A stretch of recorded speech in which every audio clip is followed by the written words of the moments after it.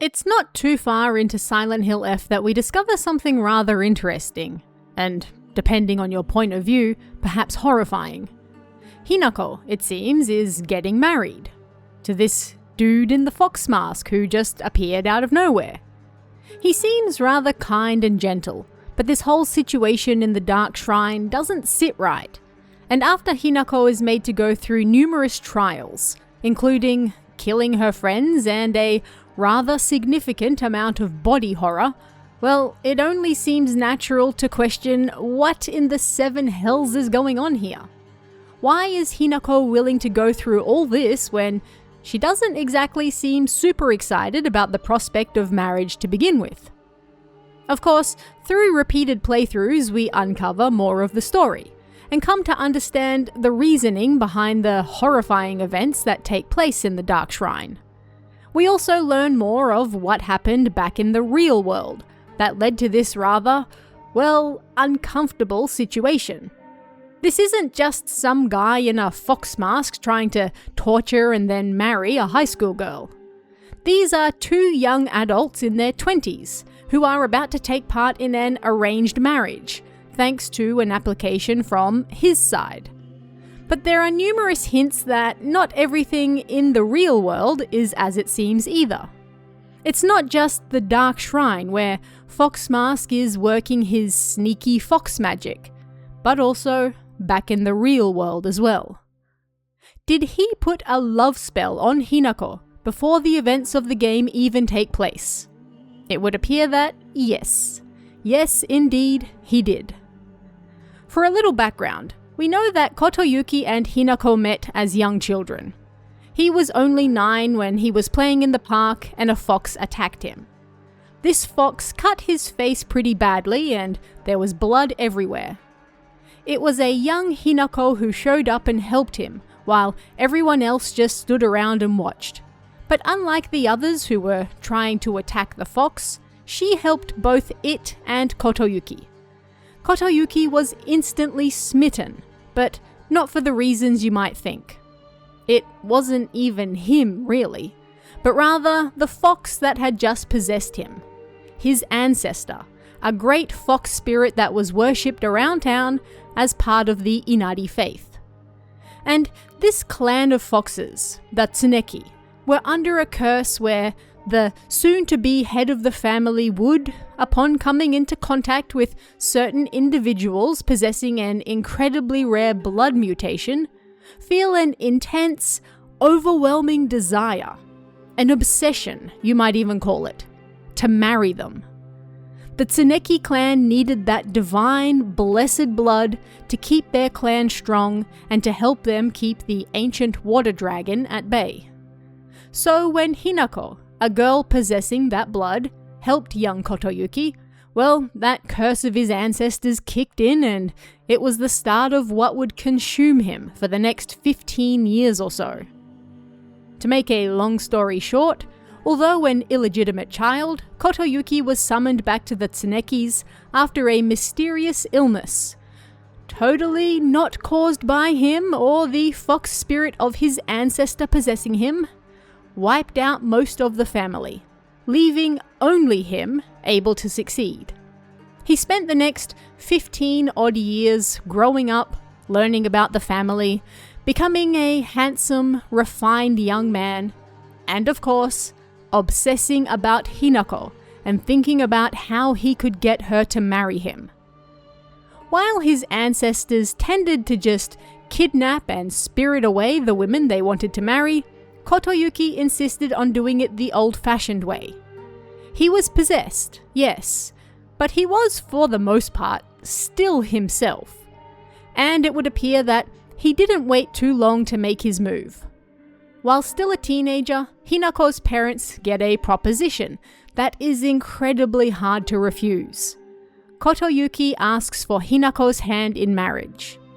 In return, well, they'll get quite the dowry. Enough to pay off their massive debts, and perhaps even save Kimie, Hinako's mother, who is terribly sick. Hinako, of course, is shocked. She has no memory of this Kotoyuki, so he is essentially a stranger to her. Why does he want to marry her? But perhaps more importantly, what does she want? She asks for time to think over her decision, and it is granted. After all, Kotoyuki has said he wants to do this the old-fashioned way. He doesn't want to simply kidnap her against her will. He wants her to marry him because that's what she really wants.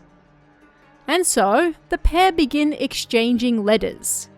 You can find several of these throughout the game, and they give some rather interesting, if hidden, hints as to what's really going on.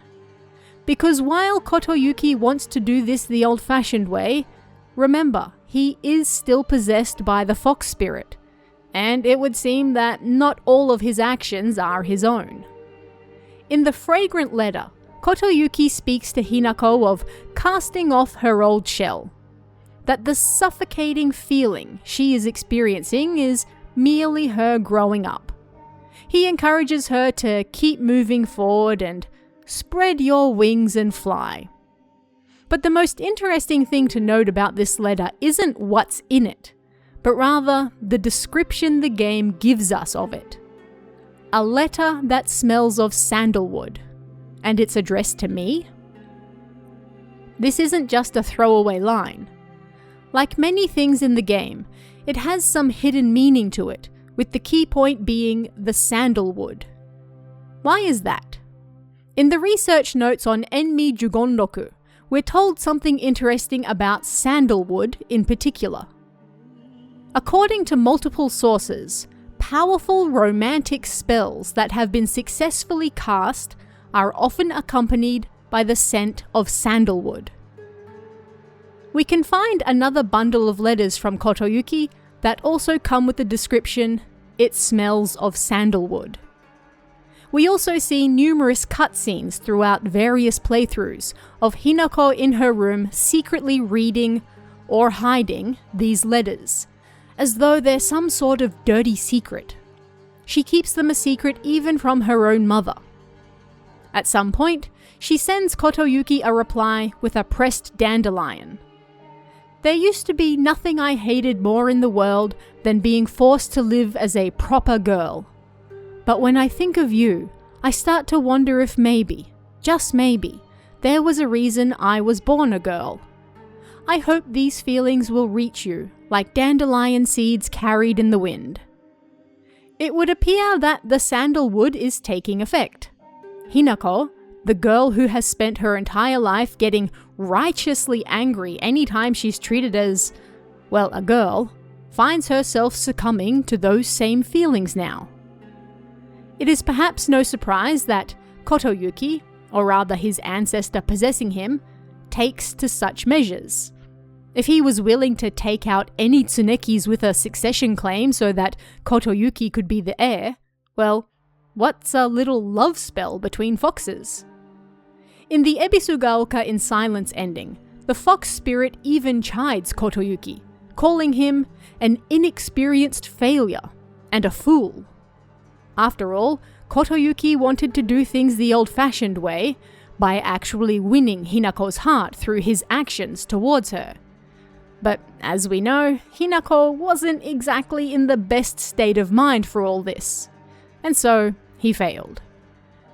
So yes, the game very strongly hints that, initially, Kotoyuki, or his ancestor, first places a love spell on Hinako through the letters he sends her. While the human man might want to do things the old-fashioned way, the divine fox can't exactly risk him failing. Unfortunately for him, however, things are still going to go wrong in almost every way possible. But ironically enough, this doesn't spell the end for Kotoyuki and Hinako. On the contrary, after she defeats his ancestor and the spell on both of them is broken, the pair agree to spend some time apart, learn to live by themselves once again, and reevaluate the feelings they thought they had for each other. Do they actually love each other? Or was it just the spell they were under? It's a rather hopeful ending, all things considered, and it gives not just Hinako agency in what she wants to do in the future, but also Kotoyuki as well, Both are now fully independent, for the first time in their lives, to make their own choices based on what they really want. And perhaps, just perhaps, that still includes each other. Only time will tell. But what did you guys think of this one? Are there any other topics from the game you'd like to see me cover? Let me know in the comments below, and I'll see you again next time.